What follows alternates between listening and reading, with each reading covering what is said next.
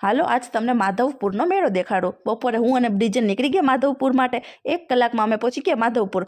અમે લોકો છેલ્લે દિવસે આવ્યા હતા। તમે લોકો આવ્યા હતા કે નહીં માધવપુરના મેળામાં? મને કમેન્ટમાં જણાવજો। તો પહેલાં અમે રૂકમણી માતાના મંદિરે ગયા દર્શન કરવા માટે। ત્યાં માતા રૂકમણી અને માધવરાયજીના દર્શન કર્યા। ત્યાં આજુબાજુનું વાતાવરણ બહુ સરસ અને શાંત હતું। ત્યાંથી અમે લોકો બીચ ઉપર ગયા અને મને બીચ ઉપર તો બહુ જ મજા આવે। ત્યાંનું વાતાવરણ બહુ જ શાંત હોય, મનને શાંતિ મળે દરિયાને જોઈને। એટલે અમે લોકો બીચ ઉપર બેઠા અને મને ત્યાં પણ હક નથી, બેઠી બેઠી રેતીથી રમતી હતી। અને પછી જોવો જ આવડો મોટો ખાડો ખોદી નાખ્યો। થોડી વાર થઈ તો સનસેટનો ટાઈમ થઈ ગયો। સનસેટનો બહુ મસ્ત વ્યૂ આવતો હતો। પછી અમે લોકો આવી ગયા મેળામાં। ત્યાં થોડા સ્ટોલ હતા, એ જોયા અને મારે મોબાઈલનો કવર લેવો હતો એટલે એ લીધો। અને પછી અમે જ્યાં રાઈડ હતી ત્યાં આવી જોવો જ છુક છુક ગાડી આવી અને જોરદાર જબરી લાઈટું હતી। મારે તો સૌથી મોટામાં બેસવું હતું એટલે અમે એમાં બેસી ગયા હતા। આ જોવો જ મેળાનો ટોપ વ્યૂ કેવું જોરદાર લાગે। મને તો મજા આવતી હતી પણ આ બ્રિજનને થોડીક બીક લાગતી હતી। ખરેખર આવી વસ્તુમાં બાળપણ યાદ આવી જાય।